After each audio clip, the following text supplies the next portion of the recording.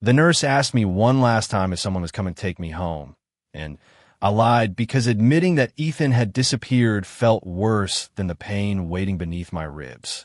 "My boyfriend is parking," I said, forcing a smile while the fluorescent lights above me blurred into a pale white haze. Nurse Carla Bennett glanced toward the automatic doors, then back at the empty chair beside my hospital bed. She had already asked twice. I could tell she knew. Still, she nodded and adjusted the warm blanket over my legs, as if protecting my dignity was part of her job. "My name is Claire Morgan. I was 33 years old, living in Columbus, Ohio, and until that Tuesday morning, I believed I had built a steady life with a dependable man. Ethan Cole and I had been together for 4 years. We shared a brick townhouse near German Village, a grocery list on the refrigerator, a savings account for a future house, and a private joke about how he always burned grilled cheese sandwiches. He was 35, handsome in an easy, unpolished way, with dark blonde hair that never stayed in place and blue eyes that made strangers trust him quickly. He worked as a project manager for a commercial construction company. His job demanded long hours, but Ethan had promised that my surgery would come before everything else. "I will be there when they take you in, and I will be there when you wake up," he had said the night before. He even placed his phone charger beside his keys so he would not forget it. The surgery was supposed to be routine. After months of sharp abdominal pain and sleepless nights, my doctor had scheduled a laparoscopic procedure to remove my gallbladder. I knew thousands of people went through it every year, but knowing that did not stop my hand from trembling when Ethan drove me to Riverside Methodist Hospital before sunrise. He held my hand in the waiting room. He brought me peppermint tea, even though I was not allowed to drink it. He kissed my forehead when the orderly arrived with a wheelchair. "I will be right here," he whispered. I believed him. When I woke several hours later, the first thing I noticed was the ache in my abdomen. The second was the empty chair. At first, I assumed Ethan had gone to get coffee. Then 15 minutes passed. Then 30. My phone showed no missed calls and no messages. I sent him one sentence. "I am awake." A gray delivery mark appeared beneath it, but he did not answer. Carla helped me sip water while I watched the doors every time they opened. A husband carrying flowers came through. A teenage girl hurried in with a stuffed bear. An elderly woman leaned on her son as they walked toward the elevators. Ethan did not appear. By noon, my discharge papers were ready, but hospital policy required someone to drive me home and stay with me for the first night. I called Ethan 3 times. Each call went directly to voicemail. On the 4th attempt, I heard his recorded voice say, "Leave a message and I will get back to you." The casual warmth of it nearly broke me. My younger sister, Megan, answered on the first ring. She lived 40 minutes away in Dublin and had 2 children at home with the flu, but she did not hesitate. "I am coming," she said. "Do not move." I almost laughed because I could barely stand. When Megan arrived, her chestnut hair was twisted into a messy knot, and she was still wearing the navy sweatpants she used for school drop-offs. She looked at the empty chair beside me, then at my face. "Where is Ethan?" she asked. "I do not know." Her expression hardened. Megan had never disliked Ethan, but she had never trusted his habit of explaining disappointment with work. Missed dinner, emergency meeting, forgotten birthday reservation, client crisis. I had defended him because his apologies always sounded sincere, and because loving someone for 4 years teaches you how to translate their failures into reasons. Megan helped me in her car without saying what she was thinking. On the drive home, Columbus passed outside the window in cold November shades of gray. Bare trees lined the streets. Rain gathered along the glass. Every turn pulled at the small incisions beneath my sweater, but the deeper pain came from seeing Ethan's name remain absent from my screen. At the townhouse, his car was gone. The kitchen looked exactly as we had left it that morning. 2 coffee mugs sat beside the sink. My overnight bag was still by the front door because Ethan had insisted we would be home before dinner. Megan settled me on the couch, arranged my medication on the coffee table, and heated soup while I stared at the framed photograph above the fireplace. Ethan and I stood on a Lake Erie beach in that picture, laughing as the wind pushed my hair across my face. It had been taken the weekend he first mentioned marriage. He had not proposed, but afterward I started looking at houses with spare bedrooms. At 6:30, Megan left only after our neighbor, Ruth Sullivan, agreed to stay nearby if I needed help. Ruth was a retired elementary school principal in her early 60s who lived next door and treated me like the daughter she never had. She brought a heating pad, crackers, and the kind of quiet company that did not demand explanations. Ethan finally came home at 9:17. I heard his key turn, followed by the soft thud of the door closing. He stepped into the living room wearing the same charcoal coat he had worn to the hospital. His face was pale, and rain darkened his shoulders. "Claire," he said, stopping when he saw me. He looked relieved and frightened at the same time. "I am so sorry." I waited for him to cross the room. He did not. "Where were you?" He rubbed one hand over his jaw. "There was an emergency." "At work?" His eyes shifted toward the hallway for half a second. It was a tiny movement, but after 4 years, I knew every version of his silence. "It is complicated," he said. I felt something inside me turn cold. Ethan began explaining that his phone battery had died and that a situation had come up involving someone who needed help. His words arrived carefully, each one placed between us like a stepping stone over water he did not want me to see. I was too exhausted to argue. I told him I needed my medication from the kitchen. He hurried to get it, leaving his coat over the arm of the chair. When I reached for the blanket beneath it, a folded paper slipped from the pocket and landed beside my hand. It was an Uber receipt. The ride had started at 7:48 that morning, less than 20 minutes after. The orderly took me towards surgery. The pickup location was Riverside Methodist Hospital. The destination was not Ethan's office. It was a residential address in Upper Arlington, nearly 12 miles away. At the bottom of the receipt, beneath the fare, was the first name of the person who had requested the ride. Lauren. Ethan returned carrying a glass of water and stopped when he saw the paper in my hand. The apology disappeared from his face, and in its place came the unmistakable look of a man who had just realized that the truth had arrived before he was ready to tell it. Ethan stood frozen with the glass of water still in his hand while I stared at the Uber receipt as though the paper itself had become heavier than the blanket across my legs. Neither of us spoke for several seconds. The silence filled the living room until even the ticking clock above the fireplace sounded painfully loud. Finally, he placed the glass on the coffee table and sat down slowly across from me instead of beside me. "Claire, I can explain," he said quietly. "Then explain why you left the hospital while I was being wheeled into surgery." His eyes dropped to the receipt before returning to mine. "Someone called me." "Lauren?" I asked. He inhaled deeply. "Yes." Hearing the name spoken aloud made everything feel more real. "Who is Lauren?" He rubbed both hands together as though trying to warm them. "Someone I knew before we met." "That is not an answer." He nodded once. "She was my girlfriend a long time ago." My heartbeat quickened despite the pain medication. 4 years together, countless conversations about our pasts, and I had never heard her name. "Why have you never mentioned her?" "Because there was nothing left to mention." I looked back at the receipt. Apparently there was. Ethan leaned forward. "Claire, I swear to you that I did not leave because I wanted to. When Lauren called, she sounded terrified. She said there had been an emergency and that I was the only person she could reach. You were supposed to be with me." His shoulders sagged. "I know. Those 2 words were not enough. They could never be enough. You promised me." He closed his eyes for a moment before answering. "I know that too." The room became painfully quiet again. Outside, rain tapped softly against the windows. I remembered lying on the operating table, searching for his face one last time before the anesthesia pulled me under. I had believed he would be waiting when I opened my eyes. Instead, he had been driving across the city to another woman. "What kind of emergency?" I asked.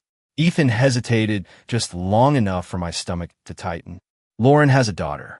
And the little girl collapsed this morning." I stared at him without speaking. Lauren thought it was something serious. She panicked. She said the ambulance had already taken her daughter to another hospital and she did not have anyone else. "Where was the child's father?" "I do not know." "You did not ask?" There was no time. I looked away toward the dark window. His explanation sounded possible. It even sounded compassionate. But every sentence created another unanswered question. You could have called me, I whispered. You could have told one of the nurses. You could have left me one message before disappearing for an entire day. Ethan lowered his head. My phone died in the Uber. I realized it too late. You expect me to believe that? It is the truth. I wanted to believe him. That was the most painful part. Loving someone makes disbelief feel like tearing away a piece of yourself. Ruth quietly appeared from the kitchen. Having heard enough to understand the conversation was no longer private. She carried her purse and smiled gently at me. I think I'll head home now, sweetheart. If you need me tonight, just knock on my door. I thanked her, and she squeezed my shoulder before leaving. As soon as the front door closed, the house felt emptier than before. Ethan moved toward the couch. Can I at least help you get your medication? I nodded without looking at him. He handed me the pills and waited until I swallowed them. His movements were careful, familiar, almost automatic. They reminded me of every ordinary evening we had shared together, and that somehow hurt even more. After several minutes, I asked, "Where is Lauren now?" "At home." "Did you take her there?" "Yes." "You?" "Stayed with her all day, mostly at the children's hospital." I turned sharply. Children's hospital? Ethan froze. He had said another hospital before. It was a tiny inconsistency, but I noticed it immediately. He noticed that I had noticed. "You just said the ambulance took her somewhere else," I said. "Now you are saying children's hospital." He looked frustrated with himself. "I meant Nationwide Children's Hospital." I was trying to explain too quickly. His answer arrived almost instantly, but something inside me remained unsettled. For years I had trusted him because his stories were always consistent. Tonight, every explanation seemed to require another explanation. Around midnight, he helped me upstairs. Walking was slow, each step pulling against the fresh stitches beneath my sweater. Normally, he would have joked to distract me. Tonight, neither of us searched for laughter. He settled me into bed, adjusted the blankets, and whispered, "I never wanted to hurt you." I turned toward the window instead of answering. Sleep came in broken pieces. Each time I opened my eyes, I saw Ethan sitting in the armchair across the room rather than beside me. He remained awake most of the night, staring into the darkness. The next morning, sunlight filtered through thin clouds, bringing no comfort.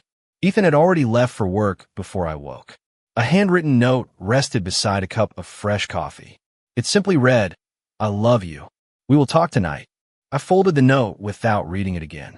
Around 10 o'clock, Megan arrived, carrying groceries and flowers. She immediately noticed the silence hanging over the house. "Did he finally explain himself?" she asked. I handed her the Uber receipt. She studied it carefully. "Did you check the address?" "No." Megan opened her phone and entered it into a map application. Her expression changed almost immediately. "Claire." "What?" She slowly turned the screen toward me. The address was not a hospital. It was a quiet residential neighborhood lined with expensive homes. One particular house appeared in the street view image, a white colonial with blue shutters and a swing hanging from an old oak tree in the front yard. Megan looked back at me. If he was taking someone to a hospital, why did the ride end here? I stared at the photograph on her screen until the words around it blurred. The explanation Ethan had given the night before suddenly felt incomplete again. I wanted to defend him. I wanted to believe there was another reason, another stop, another missing piece that would make everything fit. But for the first time since we had met, I realized I no longer knew whether I was protecting the man I loved or protecting the version of him I had spent 4 years imagining. For the rest of that afternoon, I carried my phone from room to room, opening the map again and again as though the address might somehow change if I looked at it often enough. It never did. The white colonial house remained exactly where it had been, standing on a quiet street nearly 20 minutes from a hospital. Megan watched me from the kitchen table while pretending to organize groceries. Finally, she said what neither of us wanted to admit. "You could drive over there." I looked toward the window. "Or I could trust the man I have loved for 4 years." She sighed softly. "Claire, trust is built with truth. Right now, you do not have enough of it." After she left, the house felt painfully silent. I tried reading. I tried watching television. I even answered a few work emails from the marketing firm where I manage client accounts, but every sentence blurred together until I closed my laptop. My mind kept returning to Ethan's face the moment he saw the Uber receipt in my hand. It had not been the expression of an angry man caught in a misunderstanding. It had been fear. Shortly after 5 o'clock, Ethan called. His voice sounded tired. "How are you feeling?" "Better physically." He was quiet for a moment. "Can we have dinner together tonight? We need to talk." "We already needed to talk yesterday." "I know. Will you actually answer my questions this time?" He hesitated before replying. "I will answer everything I can." Everything I can. The words settled uneasily inside me. They sounded different from everything. "What time will you be home?" "Around 7. "All right." After hanging up, I stood in the living room for several minutes before making a decision that surprised even me. I picked up my car keys. My doctor had advised against driving for several days after surgery, but I felt steady enough for a short trip. More than that, I felt unable to spend another hour imagining possibilities that might be worse than reality. The drive to Upper Arlington took 23 minutes because I moved carefully through afternoon traffic. Every bump in the road reminded me of the stitches beneath my shirt. By the time I reached the neighborhood, the pain in my abdomen was competing with the anxiety in my chest. The street looked peaceful. Children rode bicycles along the sidewalks. A golden retriever chased a tennis ball across one front yard. Nothing about the neighborhood suggested secrets. I parked half a block away and looked again at the address. The white colonial house stood exactly as it had in the map photograph. Fresh flowers filled the porch planters. A blue sedan sat in the driveway beside a silver sport utility vehicle. I remained inside my car for several minutes, telling myself to leave. Then the front door opened. A woman stepped onto the porch, carrying a little girl no older than 6. The child laughed as the woman kissed the top of her head before setting her down. She looked healthy, energetic, completely unlike a child who had collapsed in a life-threatening emergency only 2 days earlier. My heart began beating faster. The woman had shoulder-length brown hair and wore a cream sweater with blue jeans. She looked tired but warm, the kind of face strangers instinctively trusted. She could have been Lauren. Before I could decide what to do next, another figure appeared in the doorway. Ethan. He smiled at the little girl, crouched down to straighten the strap on her backpack, then stood as the woman handed him a travel mug. He accepted it with an ease that spoke of familiarity rather than obligation. The little girl wrapped both arms around his waist. Ethan hugged her back without hesitation. I forgot to breathe. Nothing about the moment looked awkward. Nothing about it suggested two people who had barely spoken in years. It looked natural, comfortable, like a routine repeated many times before. A school bus stopped at the corner. Ethan opened the gate while the woman held the child's hand. The little girl climbed aboard, waving excitedly through the window. Ethan waved back. Then he turned toward the woman.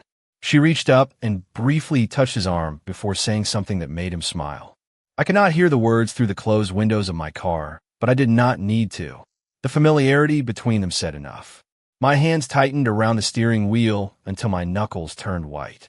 I wanted to storm across the street and demand an explanation. I wanted to ask why he had held another woman's child with the tenderness he should have shown me after surgery. Instead, I stayed exactly where I was. A minute later, Ethan walked toward his own car parked along the curb. He drove away without noticing me. I remained there until his vehicle disappeared around the corner. Only then did I realize tears had begun sliding silently down my face. On the drive home, I kept replaying the scene in my mind, searching for another interpretation. Perhaps he was helping an old family friend. Perhaps the child adored him for innocent reasons. Perhaps compassion had simply looked more intimate from a distance. Yet each possibility felt weaker than the one I was trying desperately to avoid. When I reached home, Ruth was watering flowers near the property line. She immediately noticed my expression. "Honey, are you all right?" I forced a smile that fooled neither of us. "Just tired." She walked closer and lowered the watering can. "You know, I was married for 38 years. I nodded. Everyone on the street knew Ruth had lost her husband, Harold, to cancer several years earlier. Harold used to tell me something whenever I became frightened by uncertainty. She rested one hand gently on my shoulder. He would say that the truth is kinder than imagination, even when it hurts. I swallowed hard. What if the truth hurts more than I can handle? Ruth smiled sadly. Then you handle it one honest step at a time.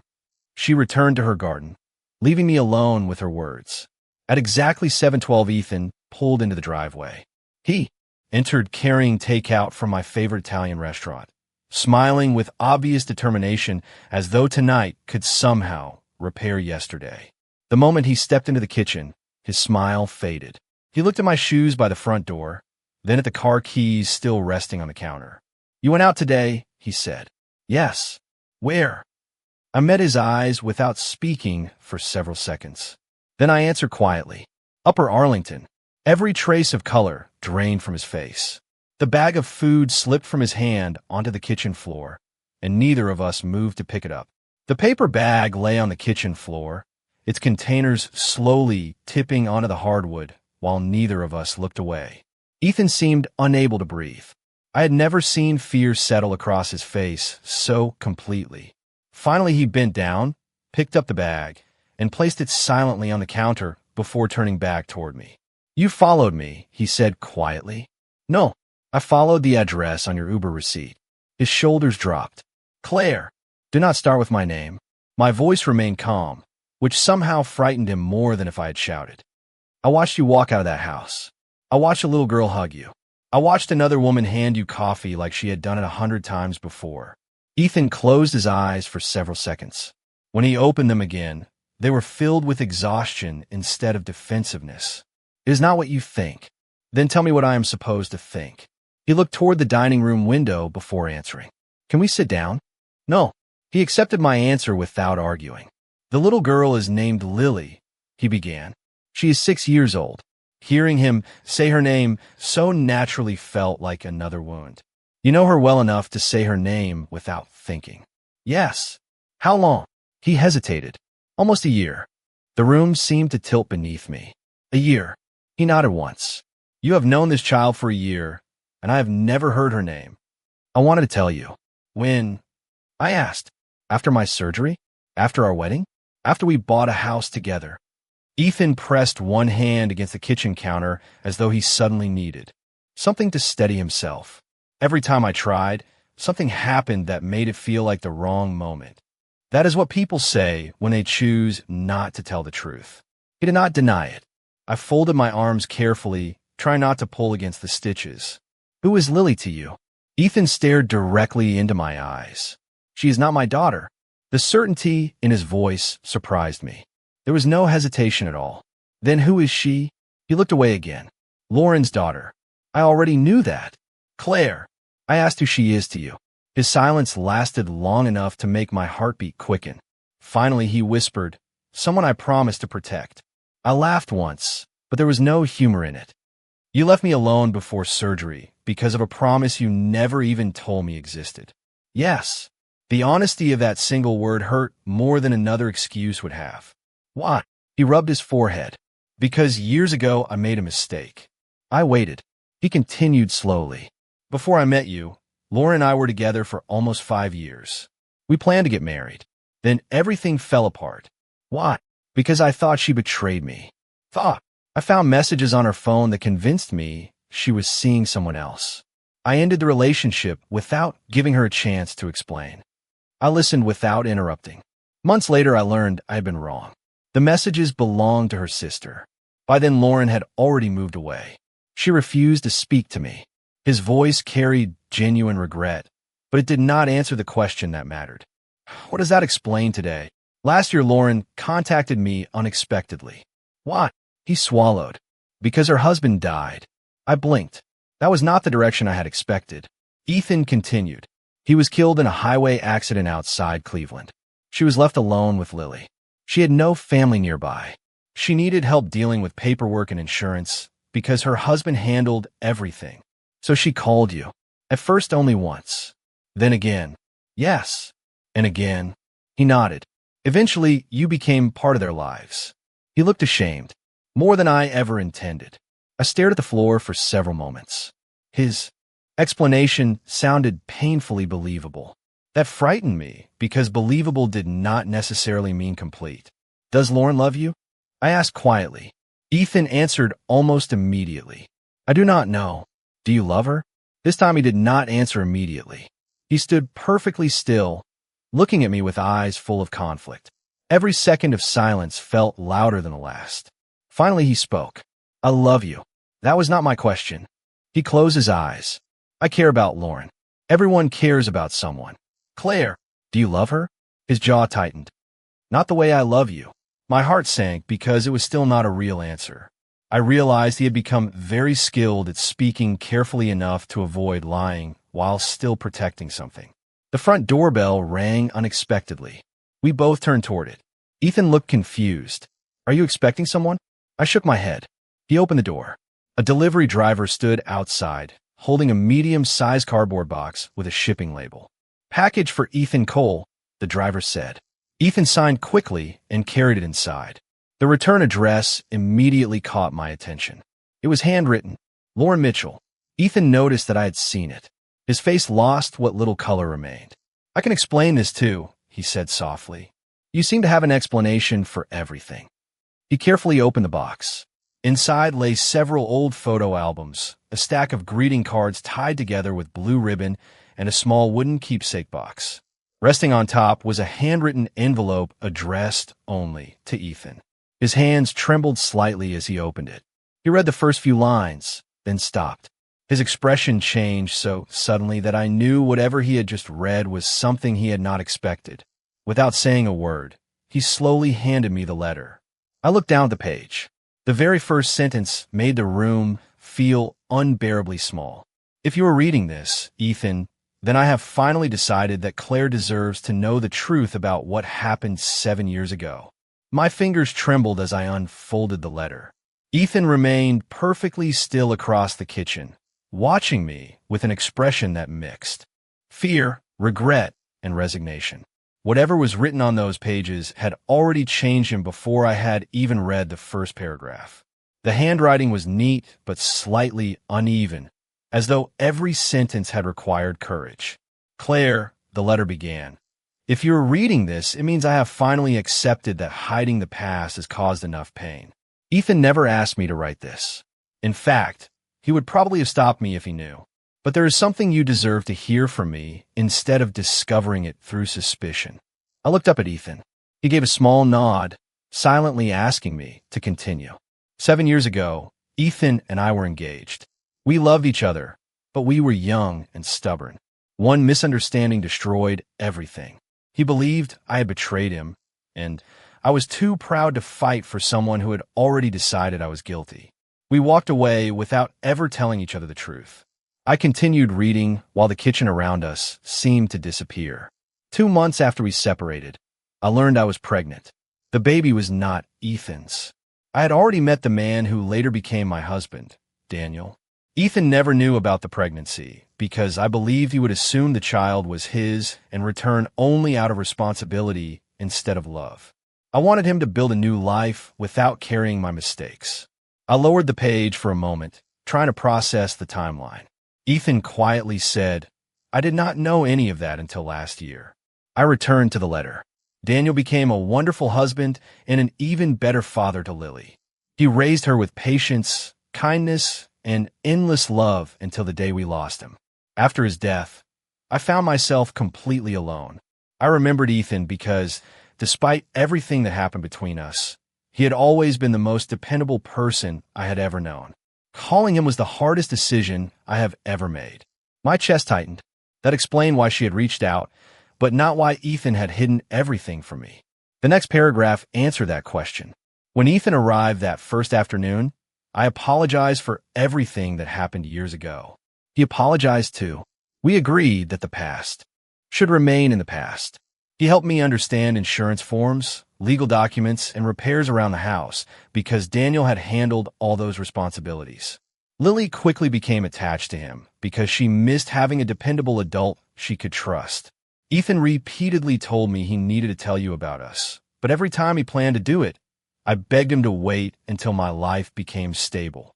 I was ashamed that my problems kept pulling him back into a chapter he had already closed.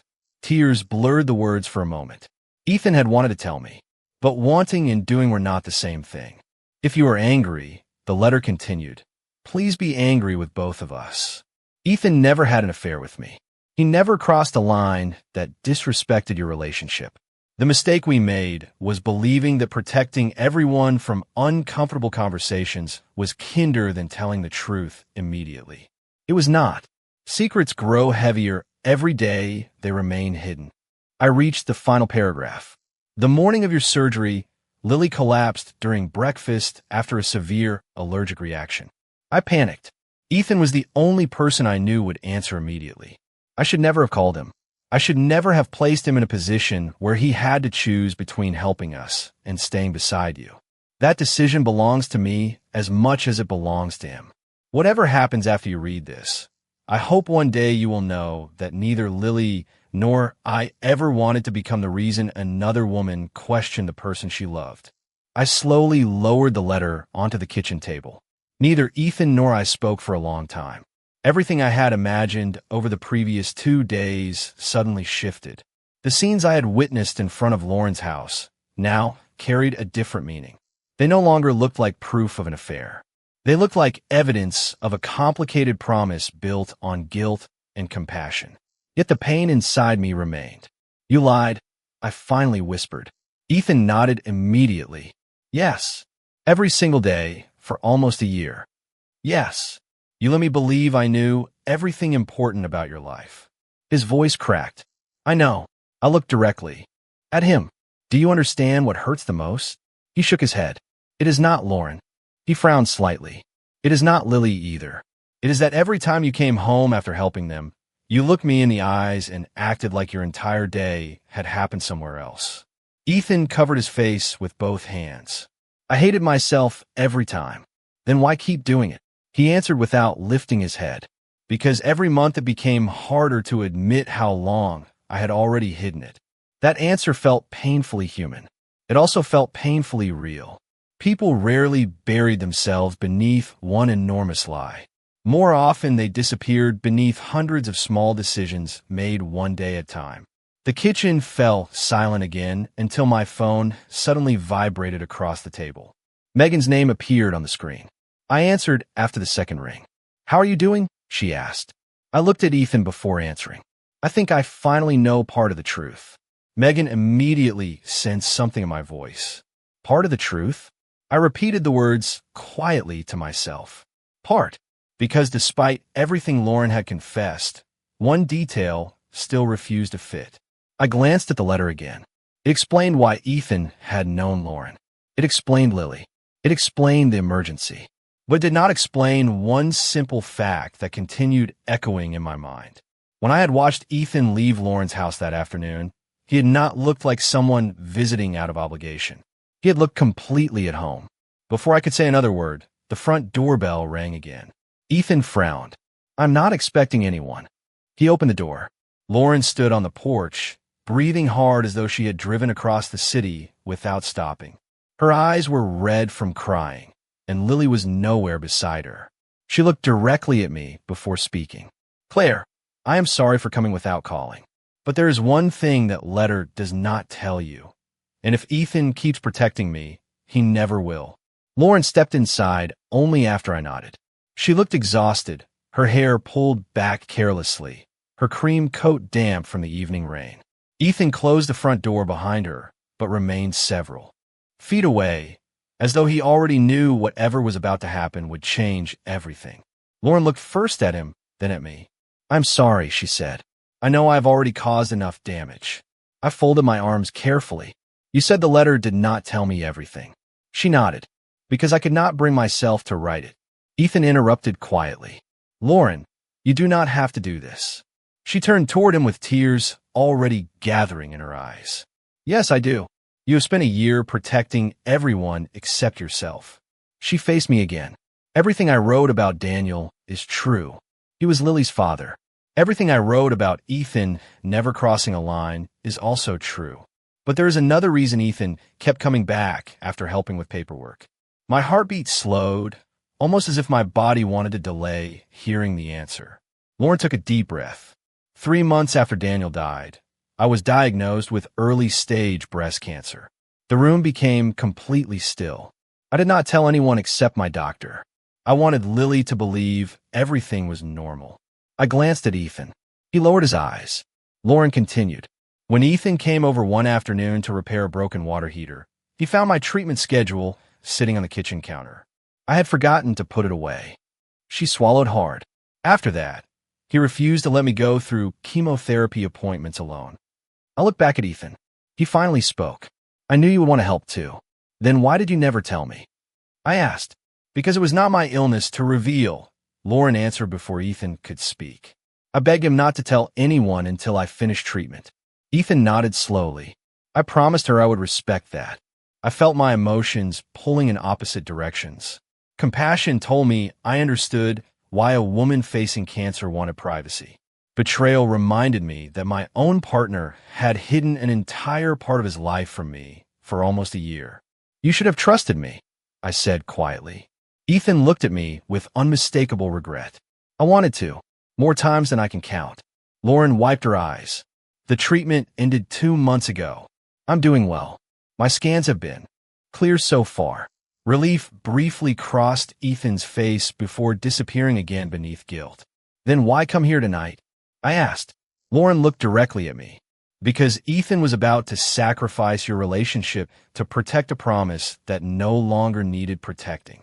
She reached into her purse and removed a small folder. These are my medical records. My final treatment summary. I brought them because I realized words alone would never be enough. She placed a folder on the table, but made no attempt to open it. I'm not asking you to forgive either of us.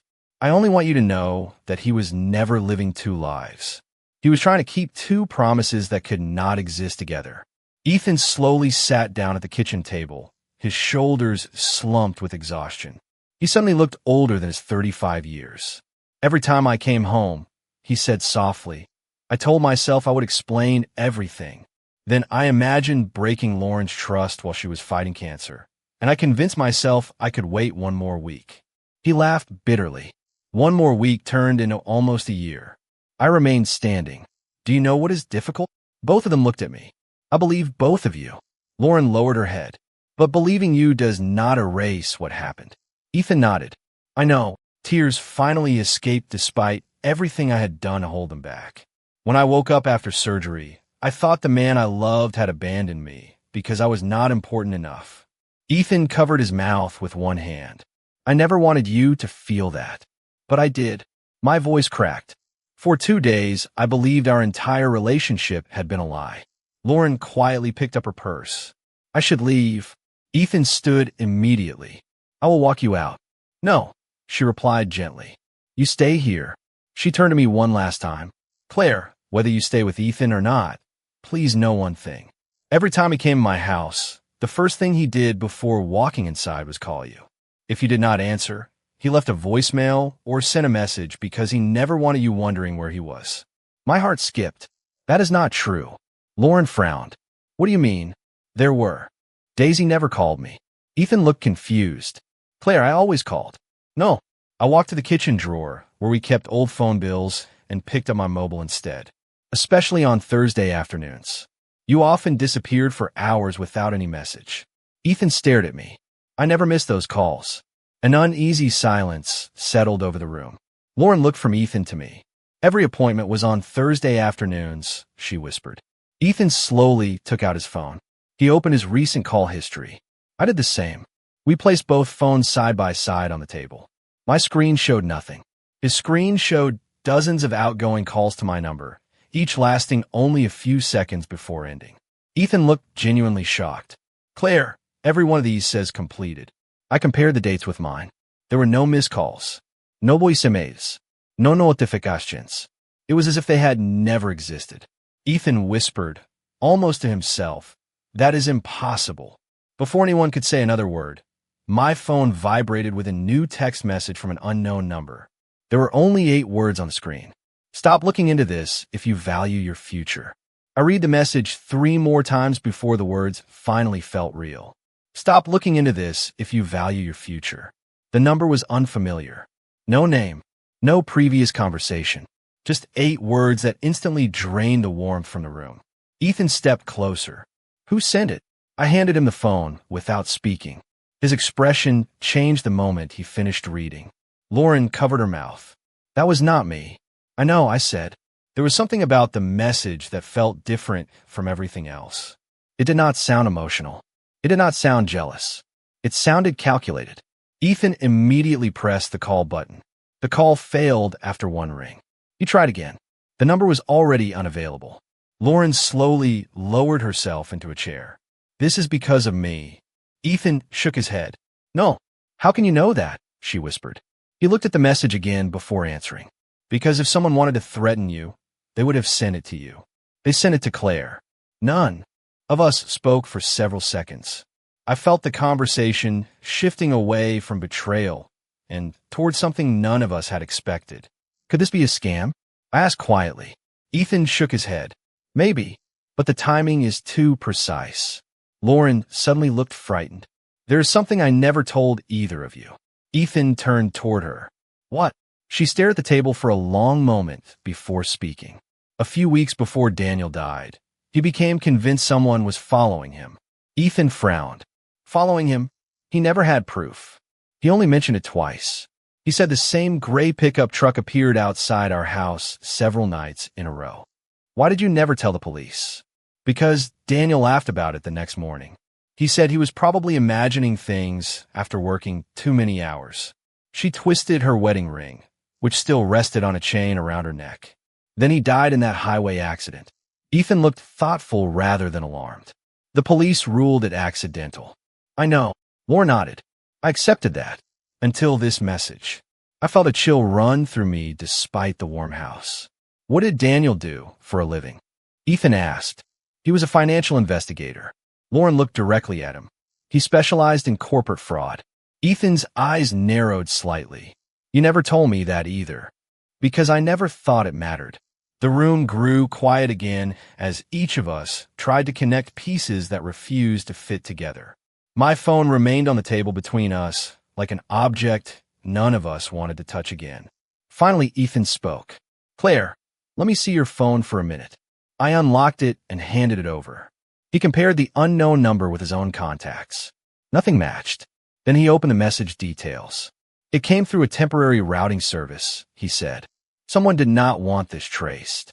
How do you know that? I asked. One of our clients at work had a similar problem last year. Lauren stood slowly. I think I should go. Ethan looked surprised. Not alone. Lily is waiting for me. Then I will drive behind you. She shook her head. No. If someone really sent this because of me, I do not want either of you involved any more than you already are.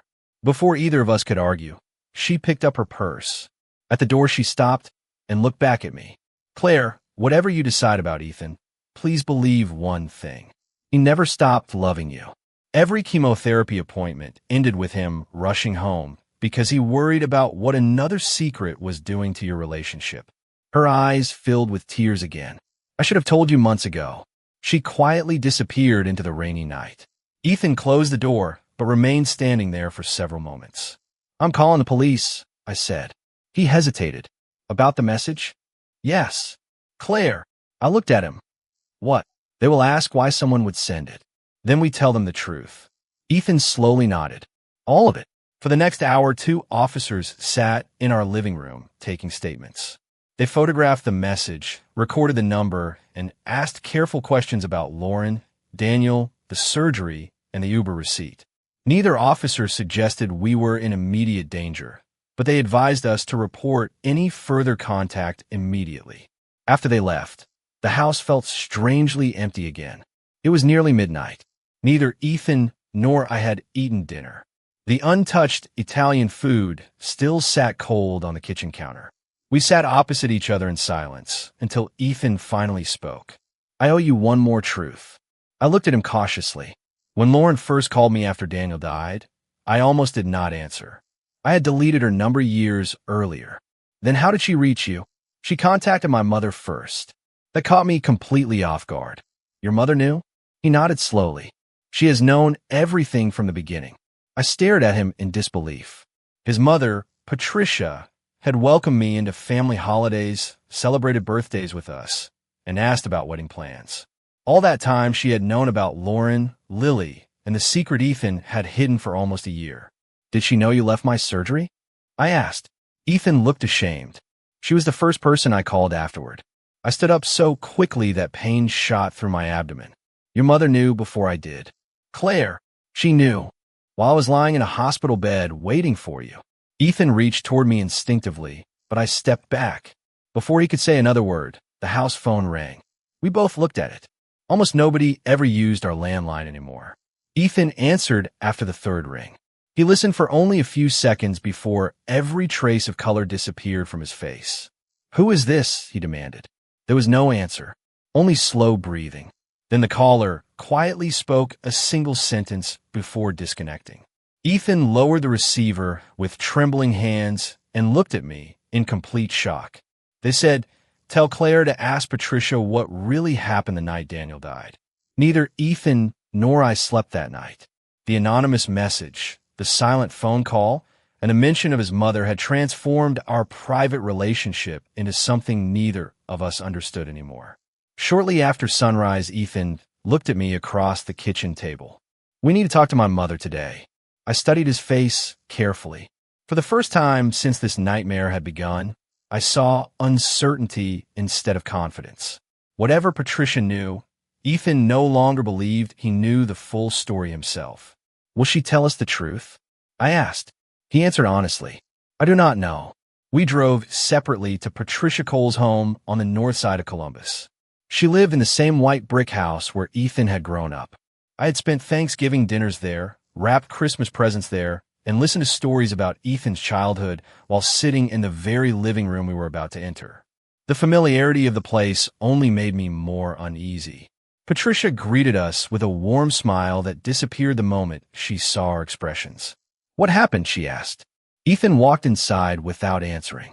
He placed his phone on the dining table and quietly said, "Someone called last night." Patricia's face remained calm until Ethan repeated the exact sentence from the phone call. "Tell Claire to ask Patricia what really happened the night Daniel died." Every trace of color vanished from her face.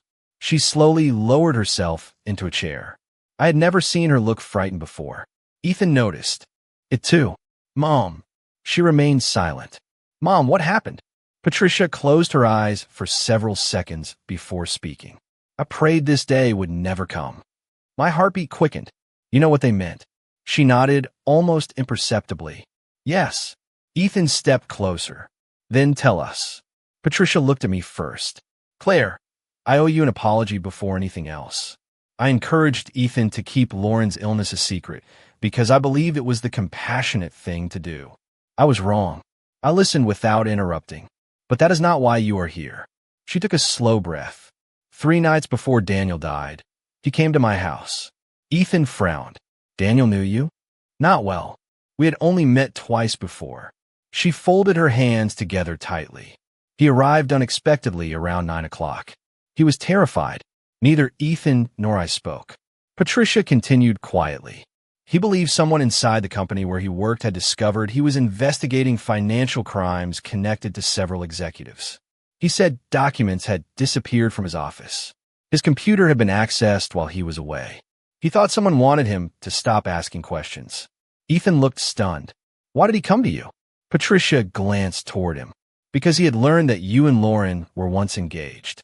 He wanted advice from someone who knew both of you." "What advice?" I asked. Patricia swallowed. He wanted to know whether he should send Lauren and Lily away until everything was over. Silence settled across the room. "Did he?" Ethan asked.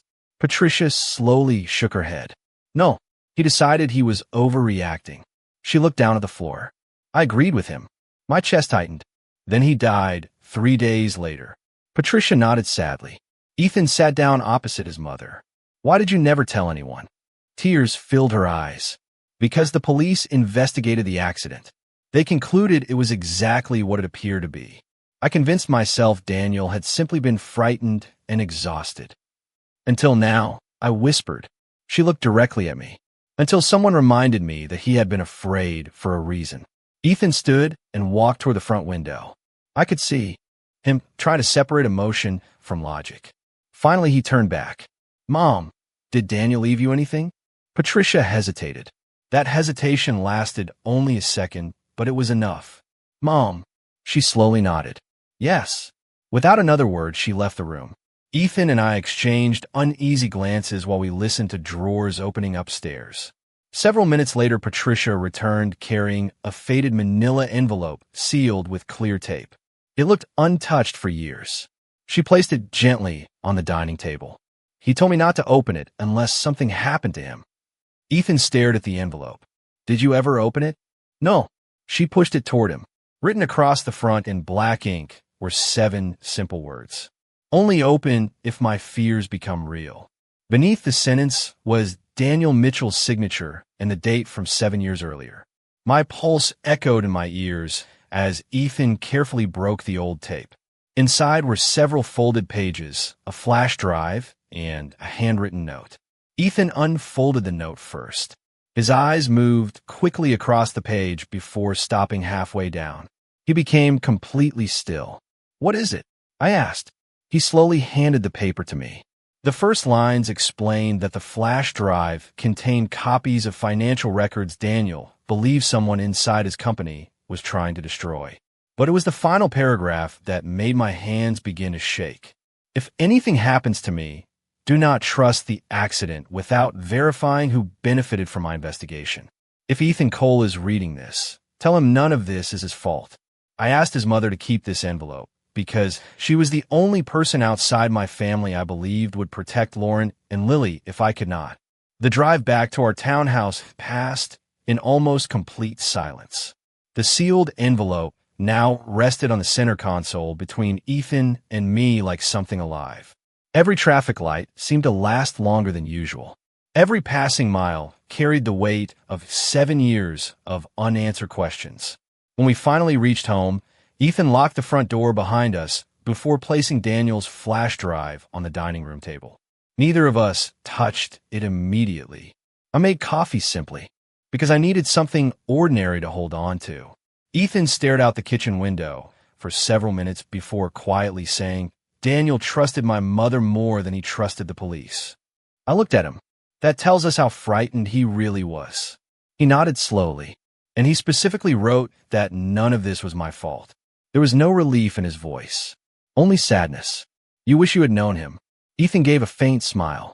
I think we would have respected each other. We sat side by side instead of across from one another for the first time in days.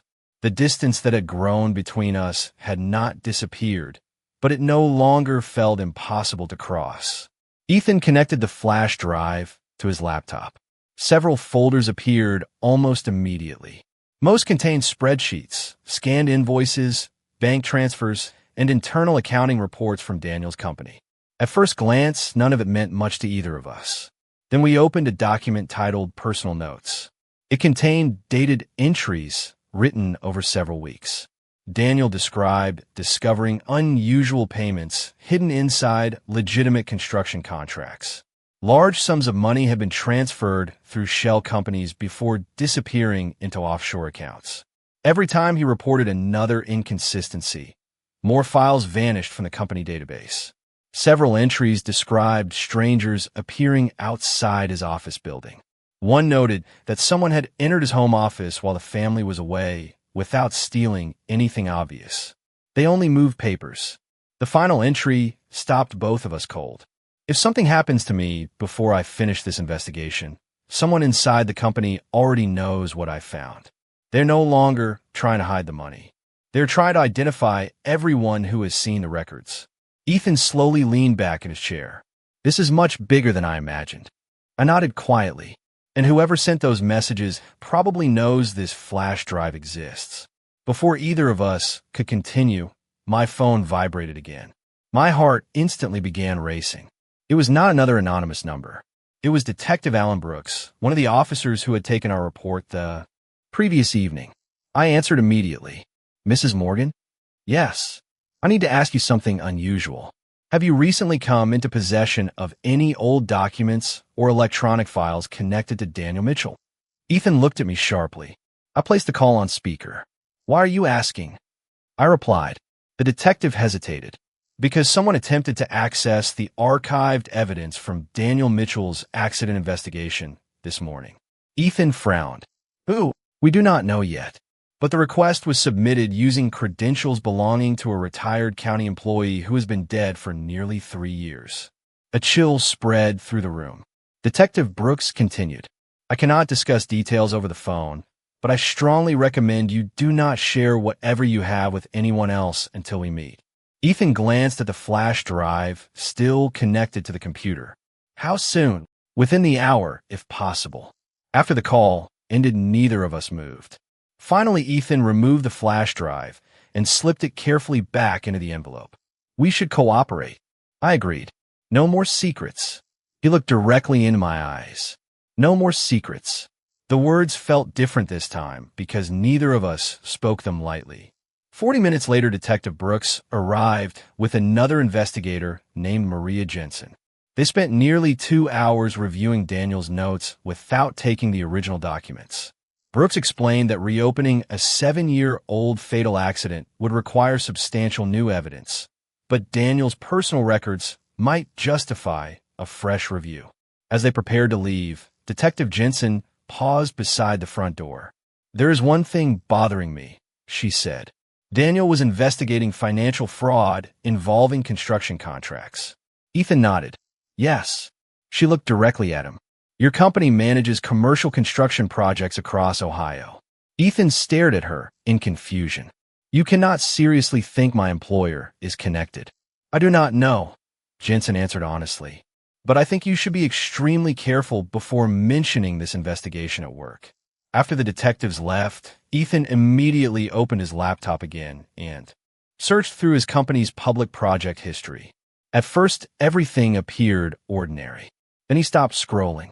His face slowly lost its color. "Claire." I walked over beside him.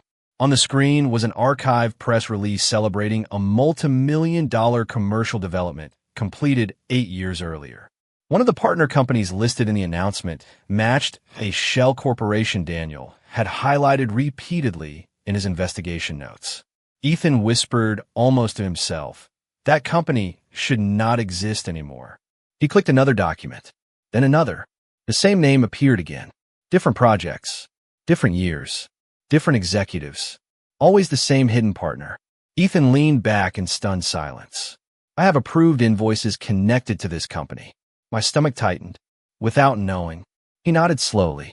"For almost 6 years." Before either of us could fully absorb what we had discovered, Ethan's work phone began ringing on the table. The caller identification displayed only 2 words. "Richard Lawson, Chief Executive Officer." Ethan answered carefully. "Hello." The voice on the other end sounded unusually calm. "Ethan, I need you to come into the office immediately. We have something important to discuss." Ethan glanced at me. "Is everything all right?" There was a brief pause before Richard replied, "That depends on whether you have opened Daniel Mitchell's files yet." Neither Ethan nor I spoke for several seconds after the call ended. His phone remained in his hand, but he was no longer looking at it. He was staring at the company logo printed on the screen as though seeing it for the first time. "He knows," Ethan whispered. "He knows we found the files." I looked at him carefully. "How could he know?" Ethan slowly lowered himself into a chair. "Only 4 people knew Daniel's investigation had anything to do with my company. You, me, the 2 detectives, and whoever has been watching us." The realization settled heavily between us. Someone had been following every step we took. I reached across the table and gently covered Ethan's hand with mine. It was the first time we had touched each other naturally since my surgery. He looked down at our hands before meeting my eyes. "I am sorry," he said quietly. "Not just for Lauren. For every moment I made you doubt your own instincts." I squeezed his hand gently. "I'm still hurt." He nodded. "You should be, but I believe you now." His eyes filled with emotion. For several seconds, neither of us spoke. Trust had not magically returned, but honesty had finally begun rebuilding the foundation beneath us. Ethan stood. "I have to go. To the office? If I refuse, they will know I am suspicious." I considered that carefully. "Then you should not go alone." He looked surprised. "Claire, you just had surgery, and I'm tired of sitting at home while other people decide what happens to our lives." A faint smile crossed his face for the first time in days. "You always were more stubborn than I was." "That has never changed." We drove downtown together. Instead of entering through the employee parking garage, Ethan parked across the street. Detective Brooks had instructed us to contact him before meeting anyone from the company, so Ethan called immediately. Brooks answered after the first ring. "Do not go inside until I arrive," he said firmly. "I'm 5 minutes away." We waited inside the car. Employees entered and exited the modern glass office tower without any sign that anything unusual was happening. Construction managers carried blueprints. Administrative assistants hurried across the lobby. The building looked exactly as it always had. 5 minutes later, an unmarked sedan stopped behind us. Detective Brooks stepped out with Detective Jensen. "Here is the plan," Brooks said after joining us.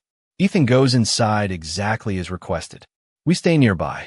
If anything feels wrong, you leave immediately." Ethan nodded. "Understood." Brooks looked at me. "Mrs. Morgan, I would prefer you remain outside." I started to protest, but Ethan gently touched my arm. "Please." After everything we had been through, I could see genuine concern in his eyes rather than control. I agreed. Ethan entered the building alone. Through the lobby windows, I watched him greet the receptionist before disappearing into the elevators. The minutes that followed felt endless. Detective Jensen remained beside me while Brooks quietly spoke with someone over the phone. 23 minutes later, Ethan finally emerged from the building. He was walking quickly, carrying a thin black folder under one arm. The moment he reached us, he locked the car doors before speaking. "Richard offered me a promotion." Brooks frowned. "A promotion?" Ethan nodded. "Vice President of Operations. Nearly double my salary." Jensen exchanged a glance with Brooks. "Did he explain why?" Ethan gave a humorless laugh. "He said the company needed loyal people during difficult times." Brooks asked quietly, "Did he mention Daniel Mitchell?" Ethan looked directly at him. "Not by name." He opened the black folder. Inside were documents describing the promotion package, a generous signing bonus, and an employment agreement. One paragraph immediately caught my attention. It required Ethan to surrender all personal electronic devices during an upcoming executive leadership retreat beginning the following weekend. Brooks carefully photographed every page. "Interesting," he murmured. "Very interesting." Ethan continued. "Richard also said something before I left." "What?" He looked at me and said, "Sometimes the past only stays buried if everyone remembers where to stop digging." None of us needed him to explain why that sentence mattered. Brooks immediately contacted his office. Within minutes, he received confirmation that a judge had approved a warrant allowing investigators to review portions of Daniel's archived corporate records using the evidence from the flash drive. Ethan leaned back against the car. "So what happens now?" Brooks looked toward the office tower.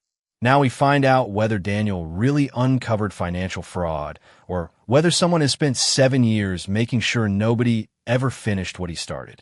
As the detectives prepared to leave, Brooks turned back one final time. "One more thing." "Yes?" Ethan asked. Brooks held up his phone. "Our forensic team recovered fragments from the anonymous messages sent to Claire." My heartbeat quickened. "Did they find anything?" Brooks nodded slowly. "The routing service hid the sender's identity, but one device accidentally connected without protection for less than 3 seconds. Was it enough?" I asked. Brooks looked directly at Ethan. "Enough to identify the building where the message originated." Ethan waited silently. Brooks spoke only 4 words. "Your company's executive offices." On the drive home, neither Ethan nor I said very much. We no longer felt like two people trying to save a damaged relationship. We felt like partners facing something far larger than either of us had imagined. When we reached the townhouse, Ethan quietly took my hand before unlocking the front door. "No more hiding," he said. "From anyone." "No more hiding," I agreed. As we stepped inside, I noticed a small padded envelope lying on the welcome mat just inside the front entrance. Neither of us had seen it when we left that morning. There was no postage, no delivery label, only my name written neatly across the front in black ink. Ethan carefully opened it while I watched. Inside was a single photograph. It showed Daniel Mitchell standing in a parking lot beside another man 7 years earlier. Daniel's face was unmistakable. The second man's face was partially turned away, but not enough to hide his identity. Ethan stared at the picture in complete disbelief before whispering, "That is Richard Lawson." I looked closer. Scrawled across the back of the photograph in blue pen were 7 chilling words. He lied to everyone, including Ethan. For several long seconds, neither Ethan nor I moved. The photograph rested on the kitchen table between us while the evening light faded through the windows. Richard Lawson stood beside Daniel Mitchell with one arm resting comfortably on Daniel's shoulder. Whatever relationship they had shared, it had clearly been more than a casual business acquaintance. He told me he had never met Daniel. Ethan whispered. The first day the detectives asked about him, he looked me straight in the eyes and said he had never even heard the name. I turned the photograph over again. The handwriting was unfamiliar. There was nothing else inside the envelope. No explanation, no signature, only the picture and 7 words that shattered Richard's credibility. Ethan immediately called Detective Brooks. 20 minutes later, Brooks and Detective Jensen were back in our living room. Brooks examined the photograph carefully under a magnifying light. "This is an original print," he said, "not something produced on a home printer." Jensen studied the back. "The ink appears several years newer than the photograph itself." Brooks nodded. "Someone found an old picture and added the message recently." Ethan leaned forward. "Can you determine who sent it?" Brooks shook his head. "Not yet. But whoever did this is helping us rather than threatening us." I looked at the anonymous warning message still saved on my phone. "Unless 2 different people are involved." Brooks met my eyes. "That is exactly what I am beginning to believe." He carefully placed the photograph into an evidence sleeve. "The image confirms Richard Lawson lied during our preliminary interview yesterday. Whether he lied because he committed a crime or because he was protecting someone else remains to be seen."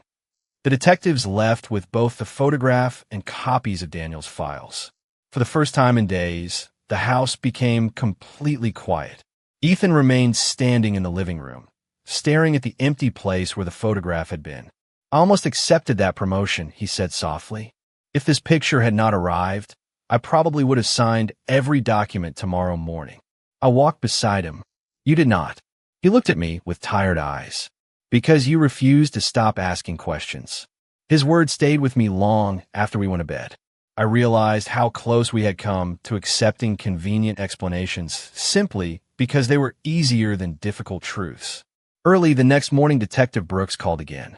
His voice carried an excitement I had not heard before. "We executed the warrant before sunrise." Ethan immediately put the call on speaker. "What happened?" Brooks answered without hesitation.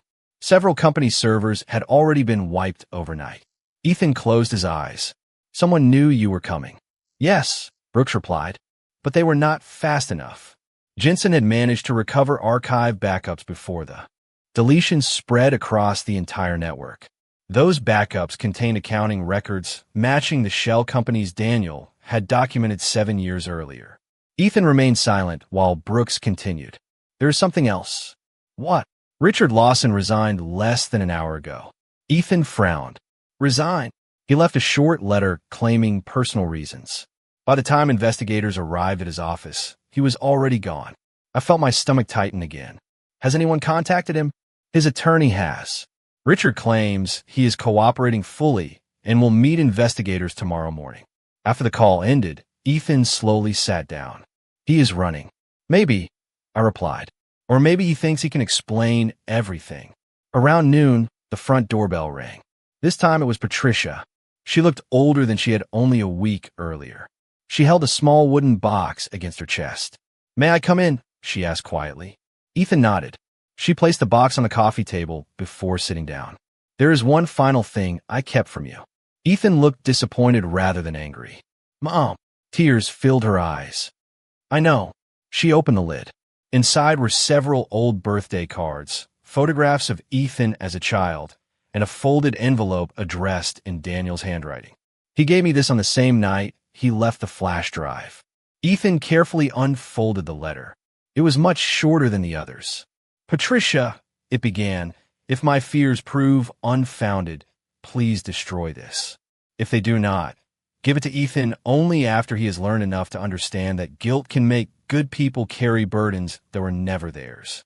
Ethan continued reading silently until the final sentence. His eyes filled with tears. He handed the letter to me. Daniel had written, "If you were reading this, Ethan, then I was probably right about the investigation. Do not waste your life blaming yourself for Lauren or Lily. The greatest mistake you could make after mine would be believing that compassion was your weakness. It never was.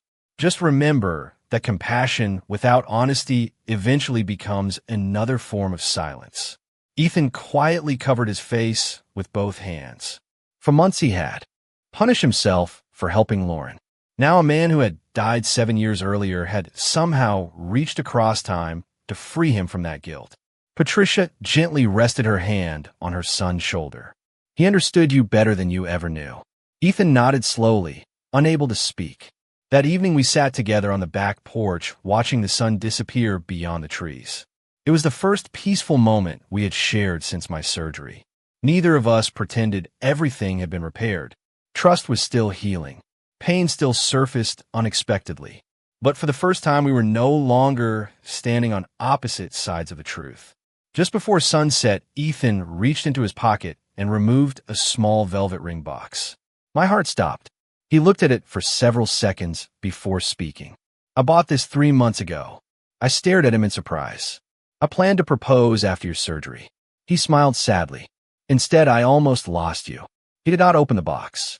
He simply held it in both hands. "I'm not asking you to marry me today. I have not earned that." He placed the closed box gently on the table between us. "I am asking whether you believe our future is still worth fighting for." I looked at the unopened ring box, then back at the man whose mistakes had nearly destroyed us, but whose honesty had finally begun rebuilding what secrets had broken. I reached across the table and quietly placed my hand over his. "Yes," I whispered, "but this time we build it with nothing hidden." Ethan nodded. At that exact moment, his phone vibrated with a message from Detective Brooks. Richard Lawson had agreed to testify. He claimed he had never ordered Daniel's death, but he also claimed there was one person investigators had completely overlooked, and that person's name would explain everything that happened over the past 7 years. Detective Brooks called us to the federal courthouse the following afternoon. Ethan drove in complete silence while I watched the Columbus skyline pass outside the window. The fear that had followed us for days had changed into something quieter. We were no longer chasing fragments of the truth. We were finally close enough to hear it. Brooks met us inside a secure conference room where Detective Jensen was already waiting with several thick case folders spread across the table. Richard Lawson entered a few minutes later, accompanied by his attorney. He looked nothing like the confident executive I had met only days before. His shoulders sagged beneath a dark gray suit, and the lines across his face seemed years deeper. He looked at Ethan first. "I owe you an apology." Ethan remained standing. "You owe Daniel Mitchell much more than that." Richard nodded. "You are right." He slowly sat down before continuing. "I did not kill Daniel. I did not order anyone to harm him, but I did something almost as unforgivable." The room became completely silent. 7 years ago, Daniel uncovered financial fraud inside our company. The money laundering operation was real. Several senior executives were stealing millions through shell corporations. Detective Brooks leaned forward. "Were you involved?" Richard answered immediately. "No, I discovered it only after Daniel brought me evidence." Ethan frowned. "Then why lie?" Richard closed his eyes briefly. "Because one of the people Daniel suspected was my older brother, Michael Lawson. He had helped build the company with our father. I refused to believe he could be responsible." Brooks asked quietly, "Was he?" Richard nodded with visible pain. "Yes." He explained that Daniel had secretly shared part of his investigation with Richard, hoping the company's chief executive would expose the corruption before innocent employees suffered. Instead, Richard confronted his brother privately. Michael denied everything and convinced Richard the evidence had been misunderstood. Richard delayed reporting the information while trying to protect both his family and the company. 3 days later, Daniel died in what investigators believed was a traffic accident. Richard never stopped wondering whether the timing was a coincidence. Instead of coming forward, he buried everything. "Fear became my prison," he admitted. Every year that passed made it harder to confess what I had done. Detective Jensen quietly placed another folder on the table. Yesterday, we arrested Michael Lawson at a private airfield outside Cincinnati while he was attempting to leave the country. Richard lowered his head. Brooks continued. Recovered financial records and witness testimony now connect him to the fraud scheme Daniel uncovered. We are still investigating Daniel's death, but we finally have enough evidence to reopen the case completely. Ethan looked at Richard for a long moment. You nearly made me become another person who buried the truth. Richard nodded. That is why I offered you the promotion. I wanted to keep everything quiet a little longer. His voice broke. Then I realized I was asking you to repeat the same mistake that destroyed my own life. Several weeks passed after that meeting. Investigators worked through thousands of financial records. Additional witnesses came forward once the arrests became public. Although the investigation into Daniel's death remained open, his reputation was finally restored. News reports described him as the employee who had uncovered years of corporate fraud, rather than simply the victim of a forgotten highway accident. Lauren called one evening after hearing the announcement. She cried before she managed to speak. Lily asked why I was smiling and crying at the same time. She said softly. I told her father had finally been heard. Ethan quietly smiled. He deserved that. Lauren thanked both of us for refusing to let the truth disappear and then gently said goodbye. This time the conversation carried no secrets, no guilt, and no unfinished promises. Months later, life slowly settled into a rhythm that felt honest again. Ethan and I began couples counseling, not because we wanted to erase the past, but because we wanted to understand it. We learned that trust is not rebuilt through grand speeches.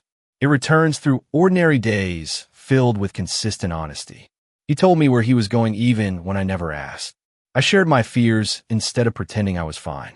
Little by little, the distance between us disappeared. One crisp October afternoon, we visited Daniel's grave together. Lauren and Lily were already there placing fresh white flowers beside the headstone. Lily, now old enough to understand more of her father's story, looked up at Ethan with a gentle smile. Mom says Daddy would have liked you. Ethan knelt beside her. Your father was a brave man. Lily nodded proudly. I know. She took my hand with one of hers and Ethan's with the other before leading us toward Lauren. No one said very much after that. The silence itself felt peaceful. Before leaving, Lauren turned to me. Thank you for giving Ethan another chance. I smiled softly. He earned it. That evening, Ethan drove us to the same Lake Erie beach where our favorite photograph had been taken years earlier. The autumn wind carried the familiar scent of cold water and fallen leaves. We walked quietly along the shoreline until we reached the place where the old picture had been captured. Ethan stopped, reached into his jacket, and pulled out the same velvet ring box that had remained unopened for months. This time he slowly opened it. Inside rested a simple diamond ring that reflected the fading sunlight. He looked into my eyes with complete honesty. I cannot promise that life will never become complicated again. I cannot promise that fear will never visit us. But I can promise that from this day forward you will never again have to wonder whether I am telling you the truth. I choose honesty before comfort. I choose us before silence. Every single day, tears blurred my vision as I smiled through them. That is the only promise I ever needed. I slipped the ring onto my finger, and for the first time since the morning of my surgery, the future no longer felt uncertain. As the sun disappeared beyond Lake Erie, Ethan quietly took my hand. Together we watched the last light settle across the water, knowing that the strongest relationships are not built by people who never make mistakes, but by people who finally find the courage to stop hiding from them. The waves continued rolling gently onto the shore, washing away nothing from the past, yet somehow making room for everything that still lay ahead.